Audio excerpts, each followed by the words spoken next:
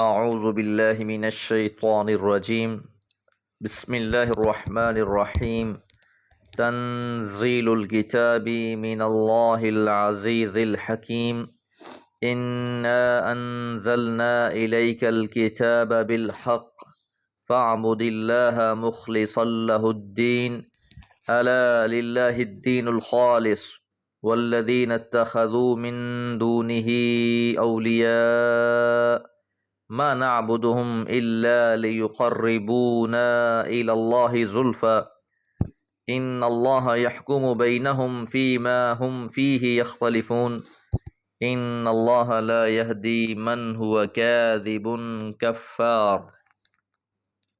سورہ زمر کی پہلی 3 آیات ترتیب قرآن کے لحاظ سے یہ 39ویں سورہ ہے۔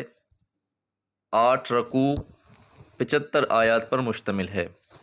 سورہ زمر موضوعات کے لحاظ سے سورہ صاد سے مطابقت رکھتی ہے۔ سورہ صاد کا اختتام جس بات پر ہوا اسی سے اس سورہ مبارکہ کا آغاز ہو رہا ہے۔ سورہ صاد کے آخر میں یہ بات بیان کی گئی، قرآن مجید دنیا والوں کے لیے ایک عظیم یاد دہانی ہے، تذکرہ ہے، نصیحت ہے۔ آخرت ایک یقینی امر ہے، رب کی بارگاہ میں پیش ہونا ہے، اور جو لوگ جھٹلا رہے ہیں بہت جلد وہ اپنی آنکھوں سے اس حقیقت کو دیکھ لیں گے۔ اور انہی باتوں سے سورہ زمر کا آغاز ہے۔ تنزیل الکتابی، کتاب کا نزول، قرآن مجید کا نازل ہونا، من اللہ، اللہ کی طرف سے ہے۔ تنزیل میں اہتمام کے معنی پائے جاتے ہیں کہ اللہ تعالیٰ نے خاص اہتمام کے ساتھ اس قرآن مجید کو نازل فرمایا ہے۔ وہ خاص اہتمام کیا ہیں؟ ان کا تذکرہ گاہے بگاہے ہوتا رہا ہے، اور کچھ کا تذکرہ سورہ جن میں بھی موجود ہے۔ تو جس اللہ کی طرف سے یہ کتاب نازل شدہ ہے، العزیز، اس کی صفت یہ ہے کہ وہ غالب ہے، وہ زبردست ہے، الحکیم اور حکمتوں والا ہے۔ تو اللہ تعالیٰ اس کو نازل کرنے میں اور اس کی حفاظت کرنے میں عزیز ہے، اور انتہائی حکمتوں کے ساتھ اس کو نازل کرنے والا ہے۔ انا، بلا شبہ ہم نے، انزلنا، ہم نے نازل کی ہے، ہم نے اتاری ہے، الیکا، آپ کی طرف، الکتاب، قرآن مجید، بالحق، حق کے ساتھ۔ یہ مشرکین مکہ کو جواب دیا جا رہا ہے۔ منکرین تسلیم نہیں کرتے تھے، بلکہ بار بار یہ الزام لگاتے تھے، افطراہ، کہ اس کو تو گھڑ کر لایا گیا ہے، خود ساختہ ہے، اپنی طرف سے بنا کر پیش کیا جا رہا ہے۔ تو یہ ان مکذبین کو جواب دیا جا رہا ہے۔ اللہ تعالیٰ نے اس قرآن مجید کو حق کے ساتھ نازل فرمایا ہے آپ پر، فاعبد اللہ، پس آپ عبادت کریں اللہ تعالیٰ کی۔ مفرد کا صیغہ ہے، خطاب حضور علیہ الصلوۃ والسلام سے ہے۔ مخلصا لہ الدین، اسی کی خالص اطاعت کے ساتھ۔ تو اس قرآن مجید کو اللہ تعالیٰ نے کتاب فرقان بنا کر نازل فرما دیا ہے۔ یہ فیصلہ کن کتاب ہے، یہ حق اور باطل میں فرق کر دینے والی ہے، یہ نور اور ظلمات کو علیحدہ کر دیتی ہے۔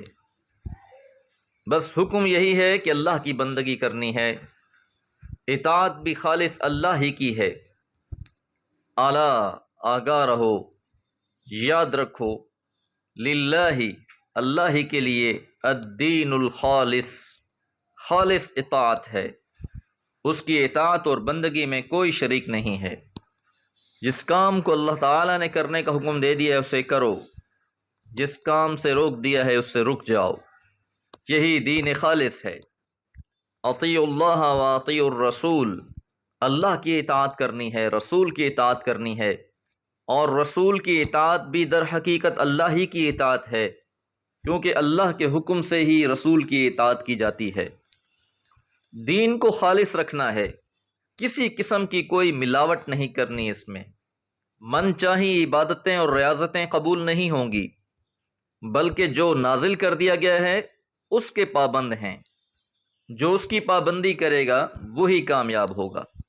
والذین اتخذوا، اور جن لوگوں نے بنا لیا ہے من دون ہی اس اللہ کے سوا اولیاء کارساز، ولی کی جمع اولیاء کام بنانے والے، تو جنہوں نے بھی اللہ کے سوا کسی اور کو اپنا مشکل کشا سمجھ لیا ہے، اپنا حاجت روا سمجھ لیا ہے، اللہ کے سوا کسی اور کو پکارتا ہے، کسی اور کے لیے نظر و نیاز دیتا ہے، کسی اور کے لیے قربانیاں کرتا ہے، وہ کر تو غیر کے لیے رہا ہوتا ہے لیکن اس کا دعویٰ یہی ہوتا ہے ما نعبدہم، ہم نہیں عبادت کرتے ان کی، الا مگر سوائے لیقربونا، تاکہ وہ قریب کر دیں ہمیں اللہ زلفا، اللہ تعالی سے۔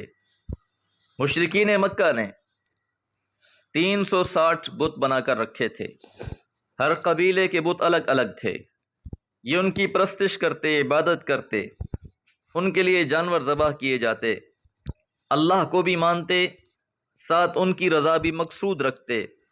جب انہیں روکا جاتا تو ان کا دعویٰ یہی ہوتا تھا کہ ہم ان کی عبادت نہیں کرتے، بلکہ یہ تو اللہ سے تقرب دلانے والے ہیں، یہ اللہ کے برگزیدہ ہیں، انہوں نے اللہ کو راضی کر لیا تھا، لہذا اب ہم انہیں راضی کرتے ہیں تاکہ یہ ہمیں اللہ سے قریب کر دیں۔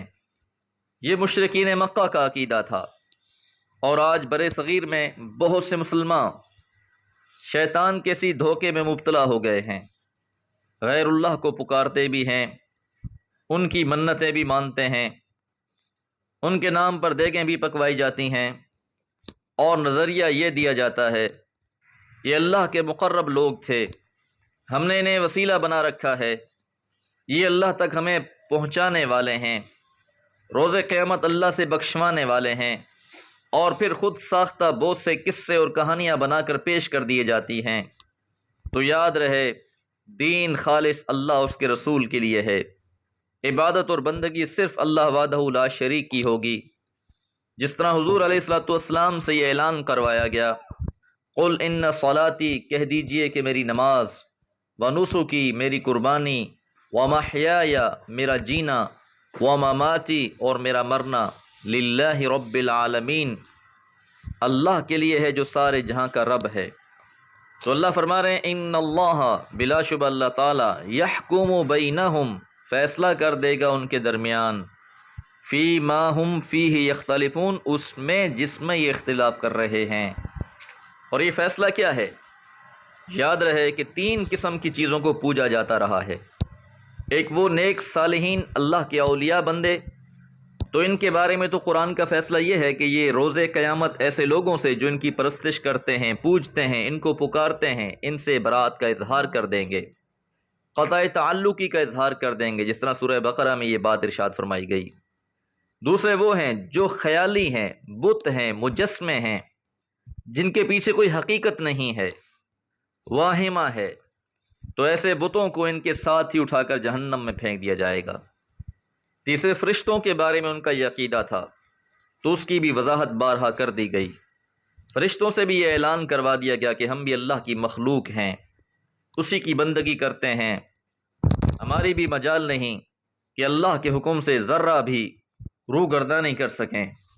تو ان تینوں معاملوں کو قرآن مجید نے الگ الگ بیان کیا ہے۔